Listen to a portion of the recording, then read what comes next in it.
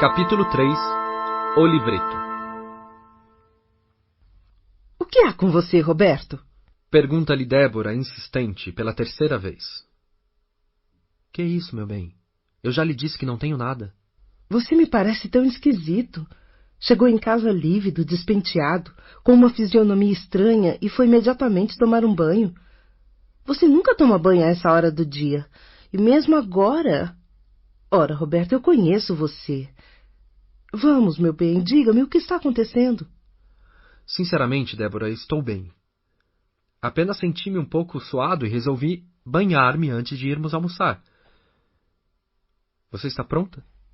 Tudo bem, não vou perguntar mais. Mas que você está estranho, isso está. Já estou pronta, sim? Podemos ir. Então vamos.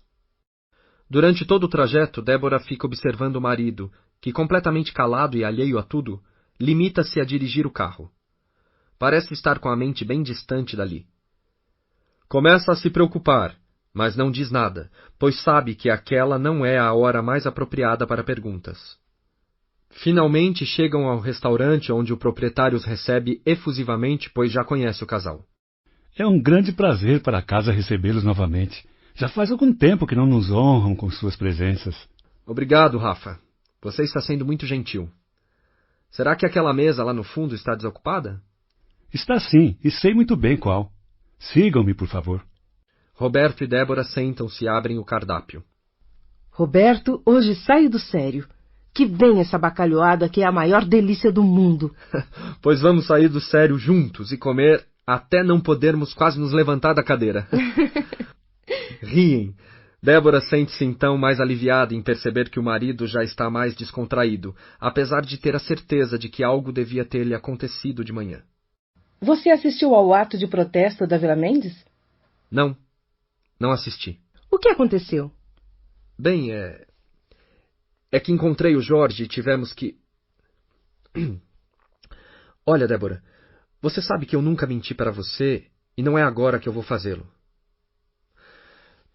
Deixe pra lá, vamos almoçar, passear e eu lhe prometo que qualquer hora eu lhe conto o que aconteceu. Não foi nada demais e nem de importante, mas gostaria de não falar nisso hoje. Tudo bem. E Raquel? Você telefonou para ela? Puxa, pensei que você não fosse perguntar. Telefonei sim. Ela está radiante. Disse que vai passear no zoológico, mas que está com muitas saudades. À noite iremos buscá-la. Você ainda não tocou no seu prato. Oh, sim. É que quando estou com você à minha frente, eu me esqueço de tudo mais. Você é o galanteador mais mentiroso que já conheci. Acabou de confessar que já conheceu outros. Ora, Roberto, foi força de expressão. Você sabe muito bem que eu só conheci você. Riem. Roberto agora sente-se um pouco mais calmo e chega a esquecer-se do que lhe acontecera, voltando a ser como sempre foi, alegre e eterno admirador apaixonado da esposa. Quando terminam de almoçar, passeiam por todo o parque onde se encontra localizado o restaurante. Caminham de mãos dadas, durante horas, conversando sobre todos os assuntos que lhes vêm à cabeça. Sempre gostaram de fazer isso, pois que lhes relaxavam e acalmavam o corpo e o espírito, principalmente depois de uma semana de muito trabalho e ocupações. À tardezinha, voltam para casa, tomam um lanche e dirigem-se até a casa de Ciro para buscar Raquel. Mamãe, papai! Grita a menina quando vê os pais que entram na casa dos tios e corre em direção a eles, abraçando-os pelas pernas. Roberto ergue a menina e carrega-a no colo, enquanto Débora beija-lhe repetidas vezes o alegre e corado rostinho. Estava morrendo de saudade da menina mais bonita do mundo, brinca Roberto. Divertiu-se bastante, filhinha? Pergunta-lhe Débora. Tio Ciro, tia Dalva e eu fomos ver os bichos. Onde vocês foram ver os bichos? No zoo, onde mesmo, tia? Todos riem. No zoológico, Raquel. Ela treinou tanto para falar essa palavra para vocês e agora acabou esquecendo. Mais risadas, inclusive da menina que, sentindo-se alvo das atenções, desvencilha-se do pai e faz festas com todos. Mas não fiquem parados aí. Vamos sentar um pouco na sala? Só por alguns momentos, irmão, diz Roberto. Já está tarde e estamos um pouco cansados. Vocês também devem estar e amanhã é segunda-feira. Que nada, Roberto, ainda é cedo.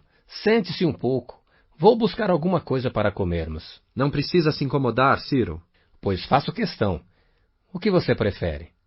Não precisa me dizer. Vou buscar o que você mais gosta. Está bem. Nesse momento, enquanto Ciro dirige-se inicialmente até o bar, em um canto da enorme sala de sua residência, Roberto passeia pelo cômodo e passa defronte da porta interna da biblioteca do irmão. Esta encontra-se ligeiramente aberta e Roberto vê alguém lá dentro, sentado à escrivaninha e olhando fixamente para ele. Trata-se de um homem de rosto bastante desfigurado. Roberto assusta-se e violento arrepio percorre-lhe todo o corpo, enquanto um zumbido lhe toma os ouvidos, parecendo atordoar-lhe os sentidos. Sua visão modifica-se e passa a ver somente aquele ser horrendo sentado, pois à sua volta tudo escurece. Essa visão acontece de maneira rapidíssima. No mesmo momento em que vê a grotesca figura, pergunta ao irmão que já está ao seu lado oferecendo-lhe um prato com castanhas de caju. Quem é esse homem, Ciro?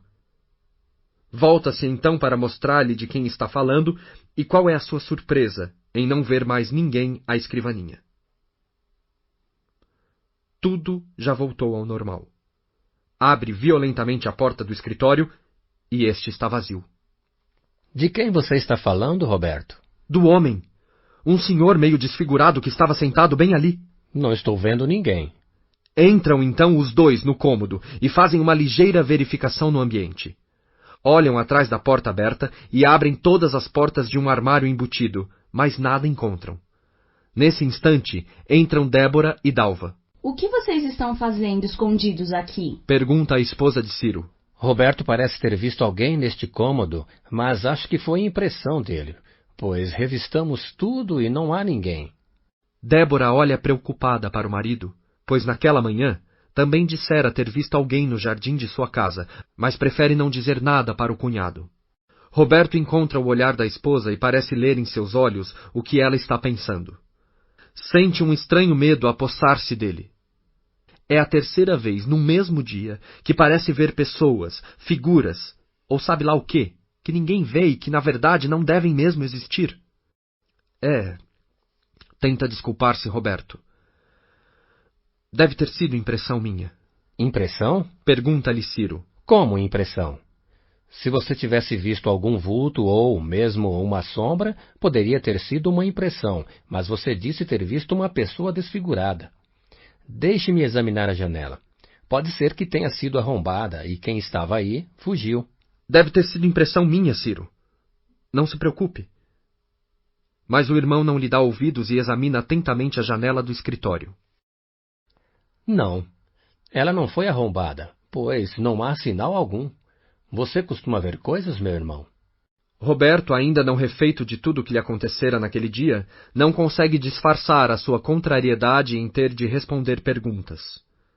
Volta para a sala, senta-se em uma poltrona e fica em silêncio.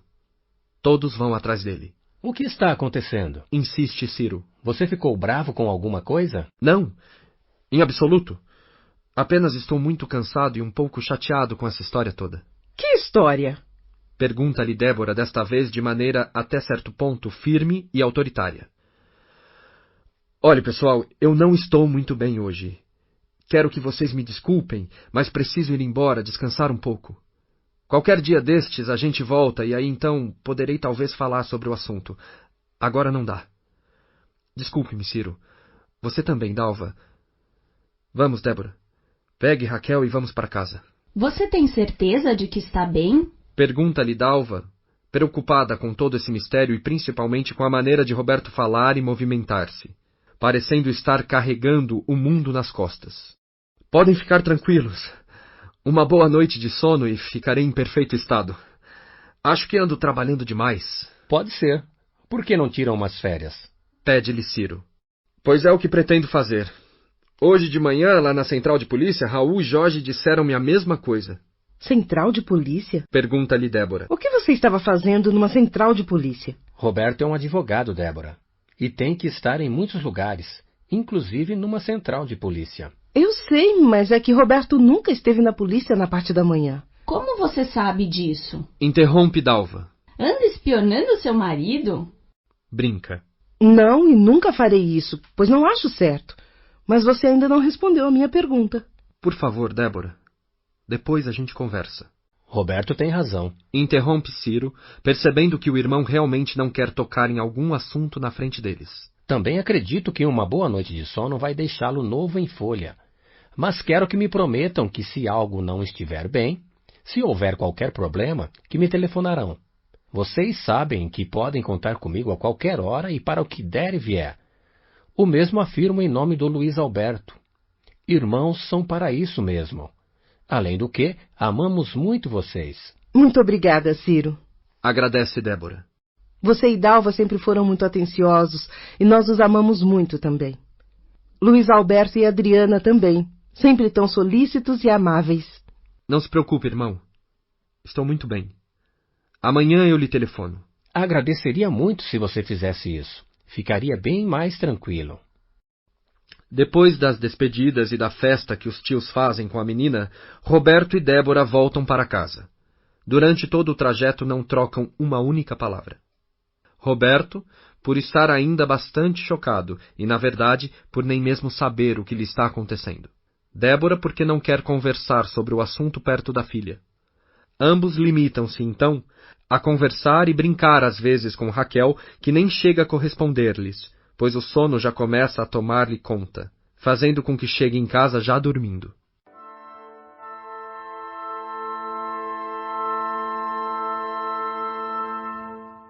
Depois de um bom banho, o casal acomoda-se num banco, no jardim da casa, onde de manhã Roberto disse ter visto alguém. E é Débora quem inicia a conversa. E então, amor, não vai me dizer o que está acontecendo? Sabe, Débora, realmente algo de muito estranho ocorreu comigo hoje, 3 vezes. E o que foi? Antes gostaria de lhe fazer uma pergunta. Você conversou com nossos vizinhos sobre a pessoa que vi hoje de manhã? Sim, conversei com a Aparecida e com a Lídia. E a polícia esteve na casa deles? Esteve e não encontraram ninguém. Vasculharam tudo. Sim. Agora, o mais estranho é que ambos seus maridos, nessa hora, estavam em seus jardins. Luiz estava limpando sua churrasqueira e Nelson regando as plantas. Disseram ser impossível alguém ter pulado o muro sem que eles tivessem visto. E você sabe que só há 2 maneiras de uma pessoa sair do nosso jardim, pulando o muro da direita ou da esquerda. Roberto fica pensativo durante alguns minutos e então conta à esposa tudo o que aconteceu naquele dia. Débora ouve-o, entre atenta e assustada. Não sabe o que dizer ao marido, pois não vê explicações plausíveis, mas mesmo assim tenta acalmá-lo ao notar a grande preocupação que começa a tomar conta dele. Nunca, em toda a sua vida, viu-o desse jeito. Percebeu que um dos cantos de sua boca tremia enquanto ele lhe narrava aqueles fatos. Roberto, acho que você não deve preocupar-se muito. Talvez nunca mais lhe aconteçam essas coisas. Sei lá. Pode ser que isso seja algo passageiro, fruto de um pouco de cansaço. Você tem trabalhado demais. Também espero, Débora. Sabe, eu não tenho medo. Como dizer? Não penso em nada de paranormal, de fantástico, de coisas do outro mundo. Você sabe que não acredito nessas histórias. Não acredito mesmo. O que eu temo... Você lembra quando fiz um trabalho jurídico sobre aquele hospício? Como era mesmo o nome dele? Roberto, pelo amor de Deus, nem fale nesse tipo de coisa. Sei o que está querendo dizer. Você é normal, amor. Uma pessoa normal, equilibrada, que nunca teve um só momento de descontrole emocional.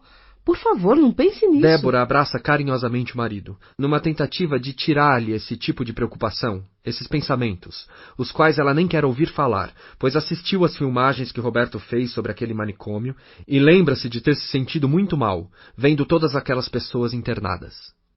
Deixe-me continuar. Muitos daqueles internos, Débora, estavam lá porque pensavam ver e até conversavam com seres que só existiam em suas mentes. Vi em muitos deles expressões de intenso medo, expressões de imenso terror. São coisas da mente, ninguém está livre de contrair algo dessa natureza. Soube que muitos ali começaram a ter essas visões depois de adultos. É com isso que me preocupo.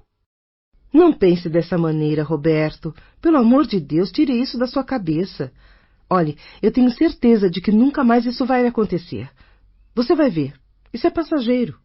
Roberto, percebendo que a esposa já está a ponto de prorromper em lágrimas, procura aceitar o que ela tenta convencer. Talvez você tenha razão. Quem sabe nunca mais aconteçam essas coisas comigo. Afinal de contas, como você disse, acho que realmente sou uma pessoa bastante equilibrada.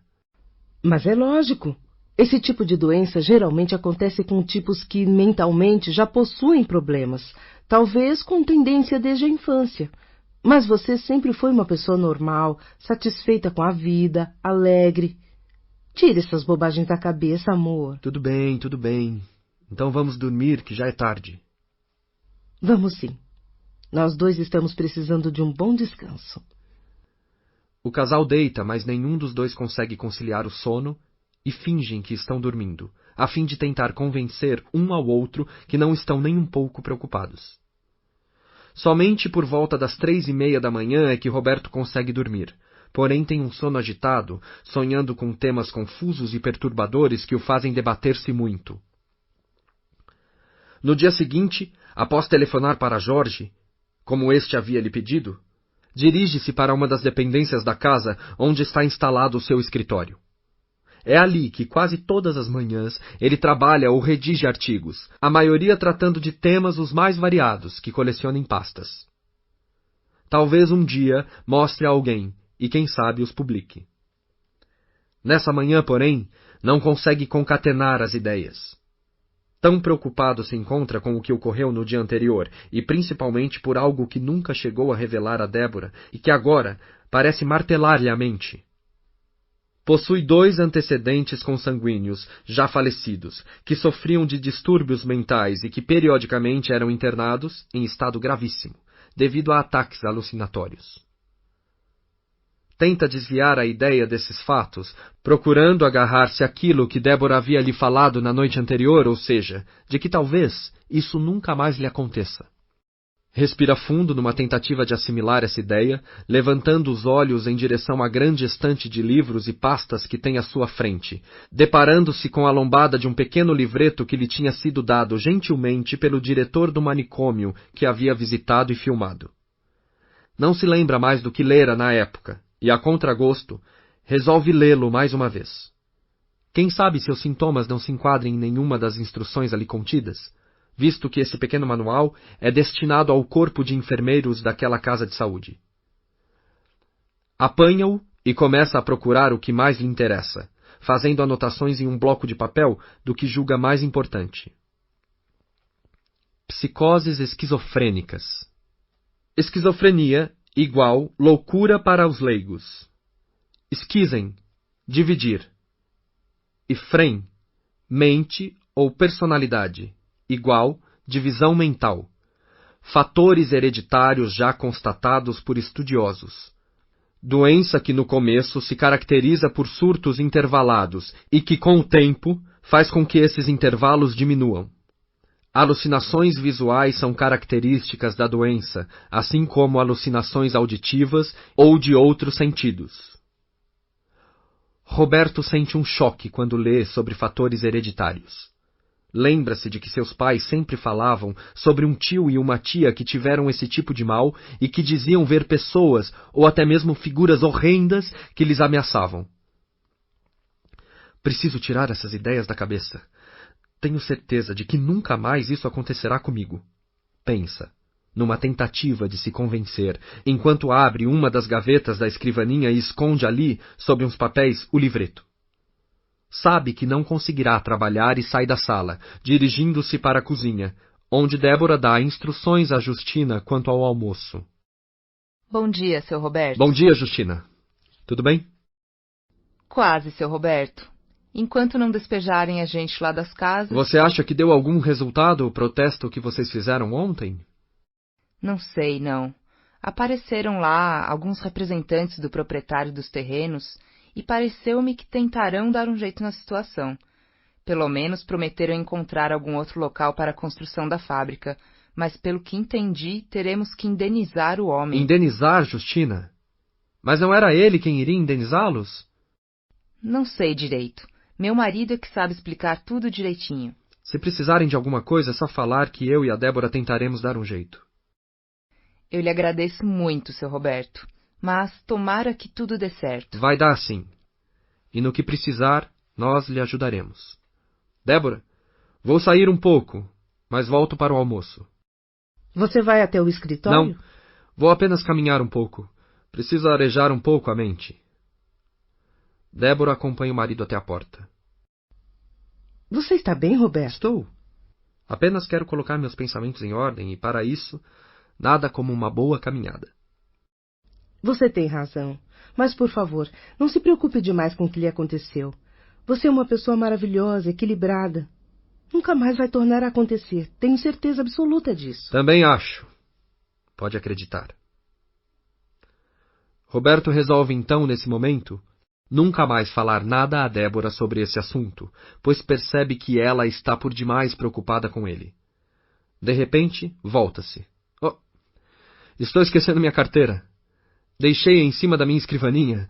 Aguarde um momento, querida, vou apanhá-la. Roberto, então, dirige-se ao escritório e apanha a carteira. Quando está saindo, ouve 2 estalidos que parecem vir de sua estante. Volta-se, e grande calafrio percorre-lhe a espinha dorsal, enquanto que uma grande estupefação toma-lhe conta dos pensamentos. O livreto que havia guardado na gaveta encontra-se novamente dentre os livros, numa das prateleiras. Meu Deus! Tenho absoluta certeza de que o guardei aqui. Pensa, enquanto abre a gaveta da escrivaninha e ergue alguns papéis. Nesse momento, outro choque lhe acomete os sentidos. O livreto encontra-se ali, no mesmo lugar que o colocara. Volta o olhar para a estante e já não o vê mais lá. Deixa-se cair pesadamente sobre a cadeira e fica olhando, apalermado e sem forças, para a frente. Profundo abatimento cai sobre si, tornando-o imóvel, fazendo com que não consiga mover um só músculo do corpo. Somente com profundo esforço é que consegue apoiar-se na escrivaninha e colocar a cabeça sobre as mãos. Não. Isso não está acontecendo comigo. Não pode. Não termina a frase. Uma risada ecoa na sala de estar. É Débora quem ri. Roberto dá um pulo da cadeira e sai correndo em direção a ela, agarrando-a pelos braços e sacudindo-a. De que você está rindo? Berra com ela, que sem saber o que está acontecendo, assusta-se olhando atemorizada e espantada para o marido. Está rindo de mim? Continua a gritar. Roberto, por favor, você está me machucando. Olhe nossa filha ali, pelo amor de Deus, o que está acontecendo? Papai, pare! Não bata na mamãe! Roberto solta a esposa e volta-se para Raquel. A menina, com os olhos arregalados, corre em direção de Débora e abraça. Fala para o papai parar, mamãe. Eu tenho medo. Calma, filhinha. Está tudo bem, não é, Roberto? Este não sabe o que dizer, pois percebe o que acabou de fazer. Sabe que, logicamente, a esposa estava rindo de alguma coisa relacionada com a menina. Vem aqui com o papai, filhinha. Pede Roberto, sentando-se em uma poltrona. Raquel, com o olhar assustado, percorre o pai e a mãe por diversas vezes sem saber o que fazer. Débora não sabe o que aconteceu com o marido, mas percebe que ele também está tremendamente abismado com o que fez e resolve ajudá-lo. Vai lá com o papai, Raquel. Ele estava só brincando. Papai estava só brincando? Pergunta, enquanto devagar vai se aproximando dele. É claro, meu amorzinho. Papai estava brincando com a mamãe. A menina corre e o abraça, beijando-lhe o rosto. Não brinca mais assim. Não, que eu tenho medo. Desculpe-me, filhinha. Papai não queria assustá-la e prometo não brincar mais desse jeito. Você acordou agora? Acordei. Então vai pedir para a Justina preparar o seu leitinho. Vai, filhinha. Raquel sai da sala em direção à cozinha, deixando o casal a sós. Roberto abaixa a cabeça e não sabe o que dizer. A esposa compreende que algo de anormal aconteceu com ele e percebe a difícil situação em que ele se encontra. Por isso, aproxima-se, senta-se no braço da poltrona e, trazendo sua cabeça até seu colo, acaricia-lhe os cabelos. Perdoe-me, Débora. Não sei o que dizer. O que aconteceu quando você estava lá no escritório? Tenho certeza de que algo de anormal ocorreu. Não sei o que está acontecendo comigo, Pela primeira vez em toda a sua vida de casada, Débora vê o marido com a voz embargada e lágrimas nos olhos. Meu Deus, como você está nervoso. O que é isso? O que está acontecendo com você? Estou com muito medo, Débora. Medo do quê? O que aconteceu lá no escritório? Você teve mais alguma visão? Não sei. Já nem tenho mais certeza. Depois que acontece, nem mesmo sei se aconteceu realmente. E o que aconteceu? Por que ficou tão bravo comigo? Roberto narra então o episódio do livreto, desde o momento em que o guardou na gaveta. Não se contém e fala-lhe também sobre o que leu a respeito da hereditariedade e dos parentes que tinha com esse tipo de problema. Mas por que você quis ler isso, amor? Você não está louco, não, e nem vai ficar. Olhe, tenho certeza de que isso que está lhe acontecendo não passa de uma estafa.